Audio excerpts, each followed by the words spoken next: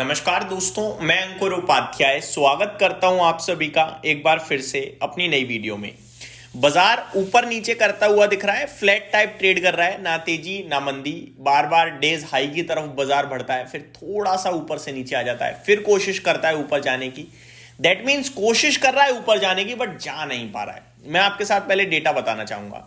अगर option chain का data देखें, बहुत इंपॉर्टेंट है आज, क्योंकि आज ही एक्सपायरी है, आज ही वो सारा डेटा खत्म होना है जो बिल्ड हुआ पूरे हफ्ते भर।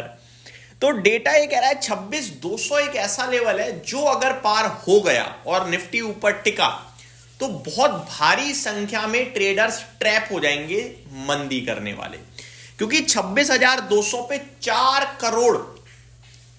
करोड़ वॉल्यूम्स ट्रेड कर गए हैं कॉल की राइटिंग में। यानी 4 करोड़ से ज्यादा ऐसे ट्रेडर्स हैं, ट्रेडर तो नहीं कहूंगा, 4 करोड़ से ज्यादा ऐसे कॉन्ट्रैक्ट हैं जो 26,200 के नीचे भारतीय बाजार में निफ्टी को रखना चाहते हैं आज के लिए। ठीक है, तो ये आपको दर्शा रहा है कि 26,200 इंस्टेंट रेजिस्टेंस है और यही सबसे बड़ा है, क्योंकि अगर मैं 26,250 की बात करूं तो वहां केवल 2 करोड़ वॉल्यूम्स ट्रेड हुए हैं और उसके बाद 250 के बाद 300 पे जाऊंगा तो फिर वहां तो मुझे 1 करोड़ 1.5 करोड़ ही दिखते हैं। यानी एकमात्र रेजिस्टेंस है मेरे लिए 26,200। अब आप सपोर्ट की बात करो तो सपोर्ट में 4 करोड़ तो नहीं है, लेकिन डबल स्ट्राइक प्राइस पे मोटा सपोर्ट है। फॉर एग्जांपल 26,150 पे 3.8 यानी 3 करोड़ 80 लाख कॉन्ट्रैक्ट ऐसे हैं जो कह रहे हैं 26,150 के नीचे भारतीय बाजार नहीं जाना चाहिए आज। ठीक है, उसके बाद 26,100 पे भी 3 करोड़ 70 लाख ऐसे लोग हैं जो कॉन्ट्रैक्ट हैं जो कह रहे हैं कि 26,100 के नीचे नहीं जाना चाहिए। यानी सपोर्ट एक के पीछे एक है और रेजिस्टेंस ऊपर में है 26,400 पे। अगर 26,400 की बात करें तो कॉन्ट्रैक्ट के साइज में तो 20 लाख ज्यादा ट्रेड कर रहे हैं 26,400 पे, करीब 4 करोड़ है, लेकिन 26,150 और 100 पे दो जगह पे सपोर्ट है 3 करोड़ 80 लाख 3 करोड़ 70 लाख कॉन्ट्रैक्ट्स का। तो नीचे भी मुश्किल दिख रहा है जाता हुआ बाजार। इस बीच में मैं 26,100 का स्टॉप लॉस शेयर करूंगा अपने व्यूअर्स के साथ जो तेजी करना चाहते हैं, और जो मंदी करना चाहते हैं उनके लिए 26,225 का स्टॉप लॉस शेयर करूंगा।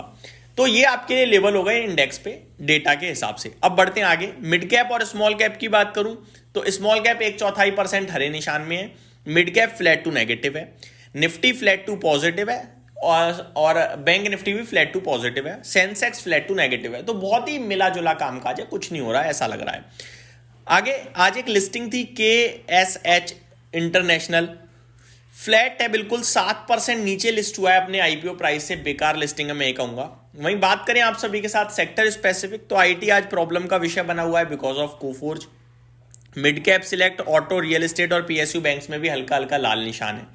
तेजी हो रही है मीडिया क्षेत्र में, एनर्जी क्षेत्र में, मेटल क्षेत्र में, फाइनेंशियल क्षेत्र में, एफएमसीजी और फार्मा, और बैंक निफ्टी भी फ्लैट टू पॉजिटिव साइड पे ट्रेड कर रहे हैं।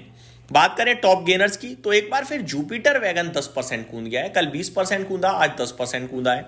चोला फाइनेंस बड़ी खबरों के दम पर आज एक्शन में आता हुआ दिख रहा है, 8% ऊपर है। आलोक इंडस्ट्रीज 6%, जेके टायर 4.5% और एनएमडीसी स्टील में भी 4.25% की तेजी है।